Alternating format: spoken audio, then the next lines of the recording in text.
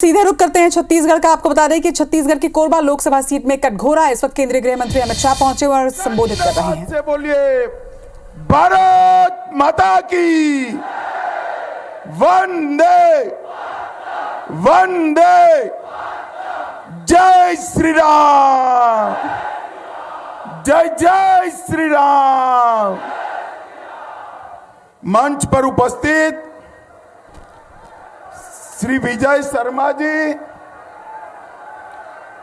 लखनलाल देवांगन जी, श्याम विहारी जायसवाल जी, OP Chaudhary जी, प्रेमचंद पटेल जी, बहन रेणुका सिंह जी, श्री धर्मलाल कौशिक जी, श्री भैयालाल रजवाड़े जी, और आज जिनको जिताने के लिए मैं यहां आया हूं, हमारी लोकप्रिय प्रत्याशी डॉक्टर सरोज पांडे जी।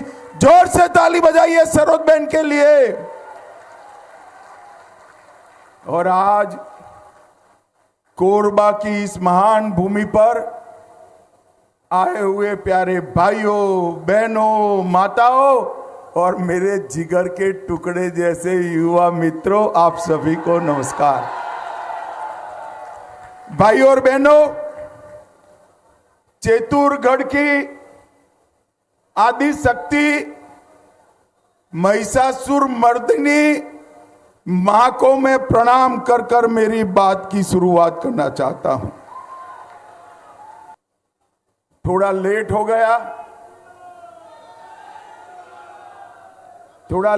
गया, गर्मी भी है, हमारे लोगों ने पेंडाल थोड़ा कम डाला है, बहुत सारे लोग धूप में खड़े हैं।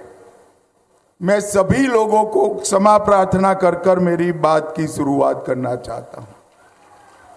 भाइयों बहनों, मैं सबसे पहले बता देता हूं, जब चुनाव होता है तब प्रत्याशी कहते हैं कि हमारे यहां सभा करने आइएगा। काफी लोग फोन करते हैं, मगर एक सीट है जहां मैंने सरोज बहन को कहा था, सरोज बहन मैं आपके यहां जरूर आऊंगा, आपको जीत कर आऊंगा। भाई और बहनों, मैं छत्तीसगढ़ राम का नैनीहाल है, नैनीहाल वालों के सामने आया हूं।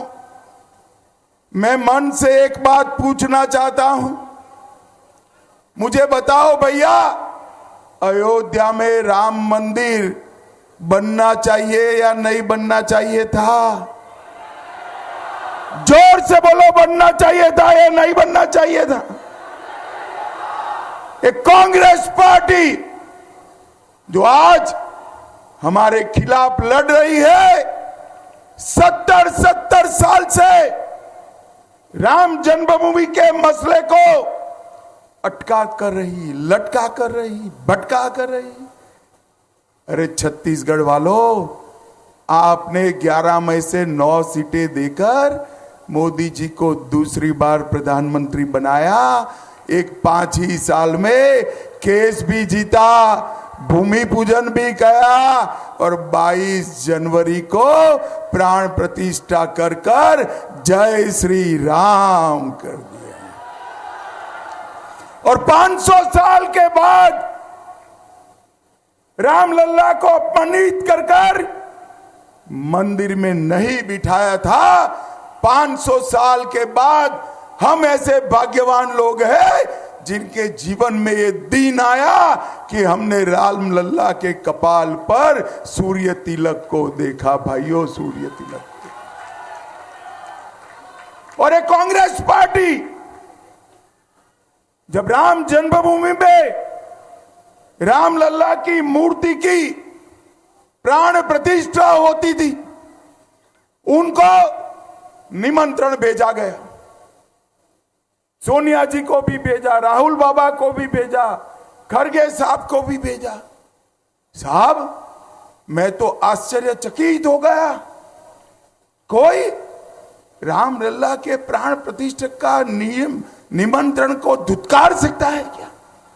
ये कांग्रेस पार्टी माइनॉरिटी के डर से, उनकी वोट बैंक के डर से इन्होंने रामलला के प्राण प्रतिष्ठा के निमंत्रण को धुतकारा है। आप तो नैनीताल वाले हो, ये कांग्रेस वाले आए तो पूछना किस मुंह से वोट मांगने आए हो? हमारे रामलला का प्राण प्रतिष्ठा था, आप तो गए ही नहीं। भाई और बहनों, इनके लिए वोट बैंक ही बहुत। मुझे बताओ छत्तीसगढ़ वालों, छत्तीसगढ़ में से नक्सलवाद समाप्त होना चाहिए या नहीं होना चाहिए? अरे जोर से बोलो, होना चाहिए या नहीं होना चाहिए? ये भूपेश कक्का की सरकार थी, नक्सलवाद को बढ़ावा देते रहे। विजय बैठा है यहां, हमारे विष्णुदेव जी की सरकार बनी, हमारे उप मुख्यमंत्री गृह मंत्री विजय जी बैठे, 4 ही महीने में 95 लोगों को ढेर करने का काम कर दिया। 350 लोग अरेस्ट हुए, कई सरेंडर हुए। मैं आपको कहकर जाता हूं, मोदी जी ने झारखंड, बिहार, उड़ीसा, तेलंगाना, आंध्र, महाराष्ट्र, मध्य प्रदेश, उससे नक्सलवाद को 5 साल में समाप्त किया है। छत्तीसगढ़ छूट गया था क्योंकि यहां भूपेश कक्का की सरकार थी। मगर मैं कहकर जाता हूं, मोदी जी को तीसरी बार प्रधानमंत्री बनाओ, 2 साल में नक्सलवाद को मूल समेत उखाड़ कर हम फेंक देंगे। हमारे सुरक्षा बलों ने पराक्रम किया, 29 नक्सलवादी मारे गए, कल भी 10 मारे गए। और ये भूपेश कक्का निर्लज्जता से कहते हैं कि फेक एनकाउंटर। अरे भूपेश कक्का, नक्सलियों ने स्वीकार कर लिया कि हमारा बड़ा नुकसान हुआ है। ये कांग्रेस वाले शर्म नहीं खाते हैं भाई, शर्म नहीं खाते। जीतने के लिए, चुनाव जीतने के लिए इस देश में आतंकवाद और नक्सलवाद का पोषण कांग्रेस पार्टी सालों से कर। अब आपको चिंता करने की जरूरत नहीं है। यहां आपने कमल फूल की सरकार बनाई है, ऊपर मोदी जी की कमल फूल की सरकार बनने वाली है। नक्सलवाद को जाना ही जाना है। मुझे बताओ भाई, 2 चरण के चुनाव हो गए, आपको परिणाम जानना है क्या? जोर से बोलो, जानना है क्या? मैं बता देता हूं, मगर कहीं बताना मत। नहीं बताओगे ना? अरे सरदार जी तुम पूछो, बताओगे नहीं ना घर पे? पक्का? तो मैं बता देता हूं, 2 चरण में हमारे मोदी जी सेंचुरी मारकर बड़े आगे निकल गए। ये तीसरा चरण 400 पार की दिशा में आगे बढ़ना है। और तीसरे चरण में सरोज बहन लड़ रही है। कोरबा वालों, कठिन सीट है। गत समय आपने हमें आशीर्वाद नहीं दिया था, फिर भी हमने सोच समझकर सरोज बहन को आप पर भरोसा कर कर यहां भेजा है। तो जिताओगे क्या? अरे जोर से बोलो, जिताओगे? भाई देखो, हर क्षेत्र वाले कहते हैं हमारे सांसद को बड़ा बनाइए, कहते हैं या नहीं कहते हैं? हमने तो बड़ा बना हुआ नेत्री ही आपके यहां भेज दिया है, आपको सिर्फ चुनकर भेजना। गलती मत करना कोरबा वालों, मैं आपको कहने आया हूं, सरोज बहन को जिताकर भेज दो। कोरबा के गांव गांव की चिंता नरेंद्र मोदी जी करेंगे, नरेंद्र मोदी जी। भाई और बहनों, मोदी जी के पास 10 साल का ट्रैक रिकॉर्ड भी है और 25 साल का एजेंडा भी। ये छत्तीसगढ़ ज्यादातर पिछड़ा वर्ग, दलित, सतनामी समाज और आदिवासी भाइयों बहनों का क्षेत्र है। मोदी जी ने 2014 में कहा था कि हमारी सरकार जो बनेगी वो गरीबों की होगी, दलितों की होगी, आदिवासियों की होगी, पिछड़ों की होगी। और मोदी जी ने 10 साल में ढेर सारे काम किए। हर गरीब को घर दिया है, घर में नल से जल दिया है, गैस का सिलेंडर दिया है, 5 लाख तक का बीमा दिया है, हर व्यक्ति को प्रति माह 5 किलो चावल भेजा है, शौचालय बनाकर दिया है। और कोरबा वालों बताओ भाई, कोरोना का टीका लगा है या नहीं लगा है? अरे जिसको लगाया है 2 टीके लगाए भाई, दोनों हाथ ऊपर करो, लगा है ना? किसी को 4 आना देना पड़ा है क्या? मोदी जी ने कॉफी पिलाकर मुफ्त में कोरोना का टीका लगाकर देश को कोरोना से सुरक्षित करने का काम नरेंद्र मोदी जी ने किया है। भाइयों बहनों, नरेंद्र। और राहुल बाबा उस वक्त भी कहते थे ये मोदी टीका है, मत लगाइयो। ये तो अच्छा है कोरबा वालों, आप लोग उनका सुनते नहीं हो, आपने टीका लगा दिया, कोई उनकी सुनता नहीं, देश बनने लगा। फिर एक दिन परेशान होकर वो भी रात को बहना को लेकर अंधेरे में टीका लगाए। अरे राहुल बाबा, शर्म करो, शर्म करो।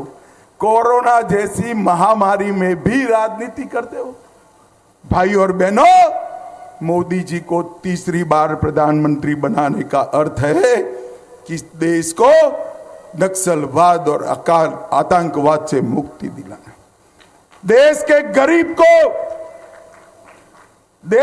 गरीब के कल्याण की चिंता करना, पूरे देश को विकसित बनाना, जनजातियों का सम्मान की चिंता करना और हमारे छत्तीसगढ़ को देश का सबसे पहला नंबर का राज्य बनाना। मैं जानता हूं सरोज बहन के साथ मैंने संगठन का काम किया है।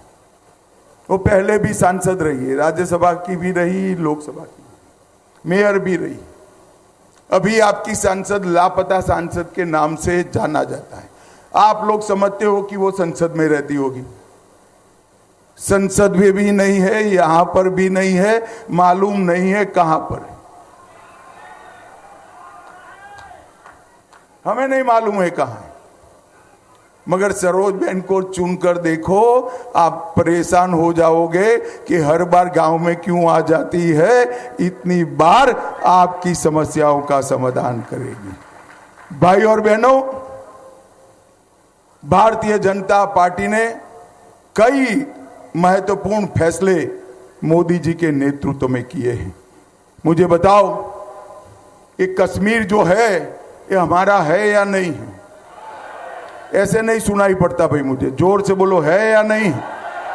ये खड़गे जी कहते हैं राजस्थान और छत्तीसगढ़ वालों को, कोरबा वालों को कश्मीर से क्या लेन देन।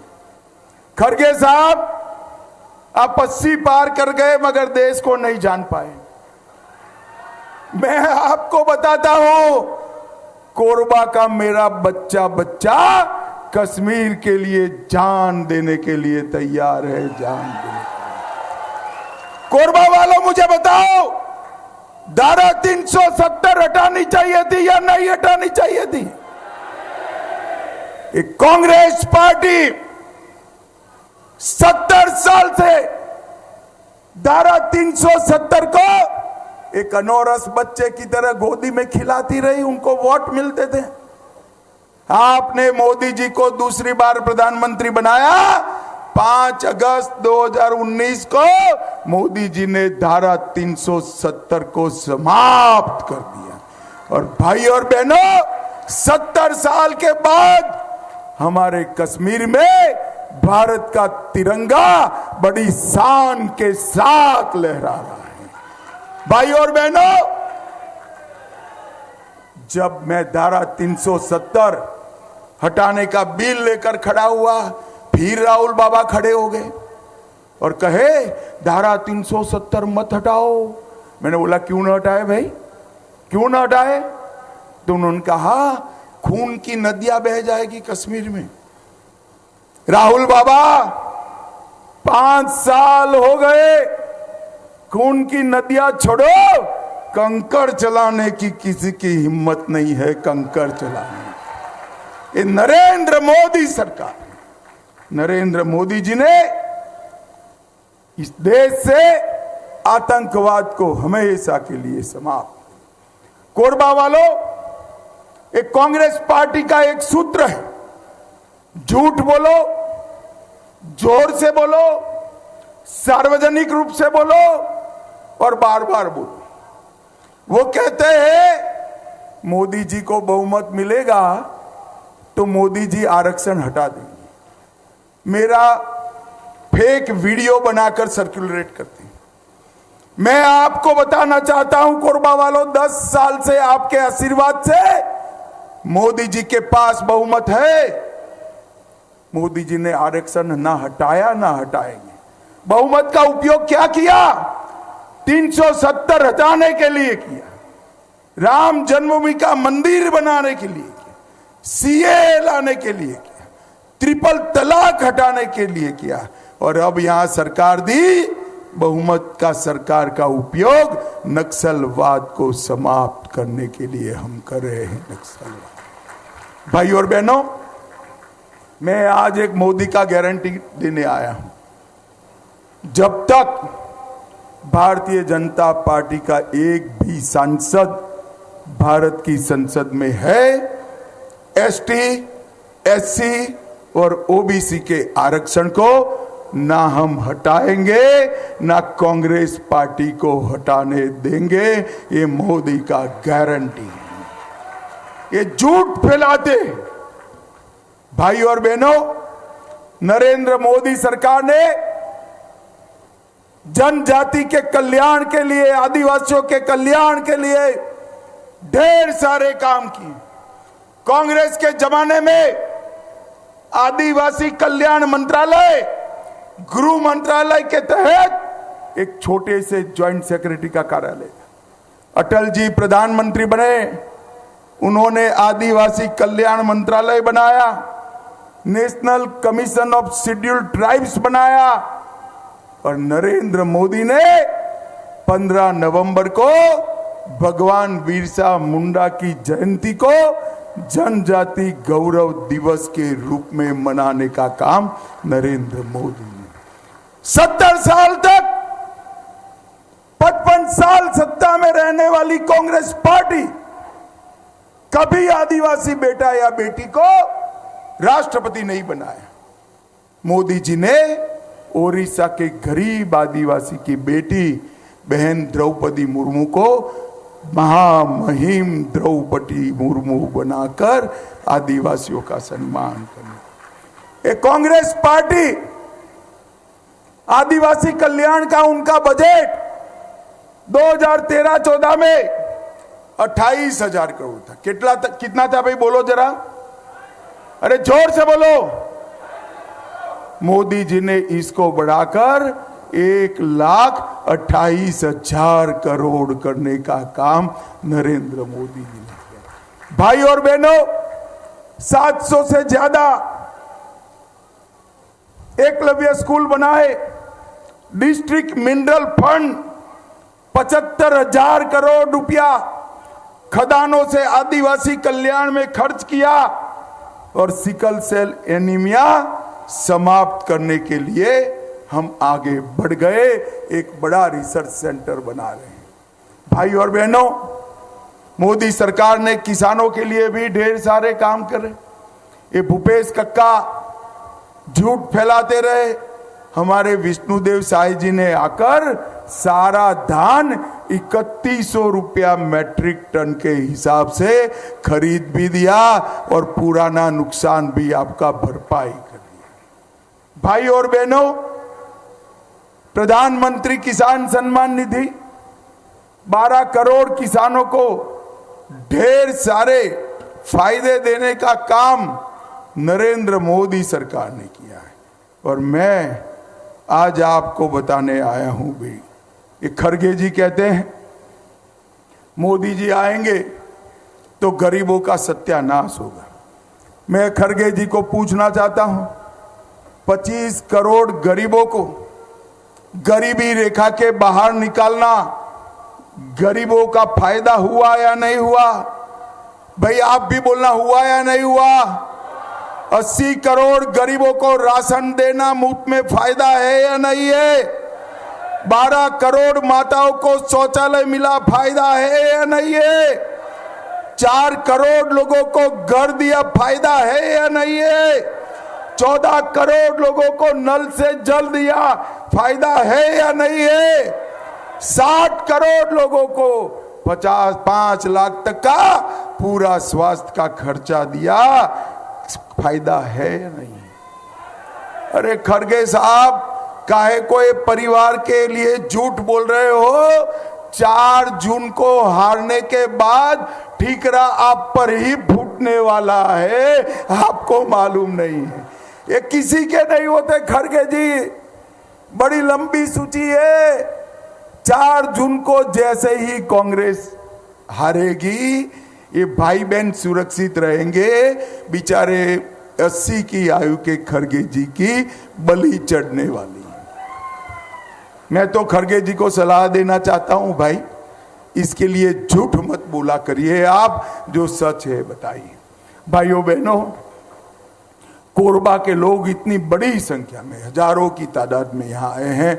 मैं आप सभी को विनंती करने आया हूँ, सरोज बहन के नाम के सामने जो कमल का निशान है, वो कमल के निशान पर दबाया हुआ बटन, आपका दिया हुआ एक एक वोट नरेंद्र मोदी को प्रधानमंत्री बनाएगा।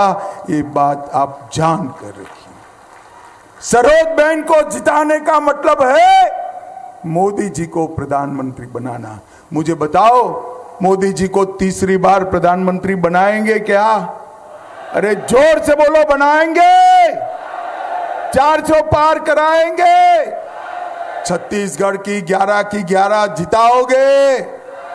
सरोज बहन को जिताकर संसद में भेजोगे? तो मेरे साथ दोनों हाथ उठाइए, माताएं भी उठाए जरा हाथ। मोदी जी ने काफी कुछ किया है, 33% आरक्षण दिया है आपको, हाथ उठाइए। विजय के संकल्प की मुट्ठी भींचे और प्रचंड आवाज से बोलिए, भारत माता की वंदे वंदे, जय श्री राम, जय जय श्री राम। आप सभी का बहुत बहुत धन्यवाद। स्मृति चिन्ह भेंट करने के लिए इस कार्यक्रम के प्रभारी लखन देवांगन जी, प्रेमचंद्र पटेल जी और विकास महतो जी को मैं सादर आमंत्रित करती हूं कि आप आएं और भारत सरकार के गृह मंत्री आदरणीय अमित शाह जी को स्मृति चिन्ह देकर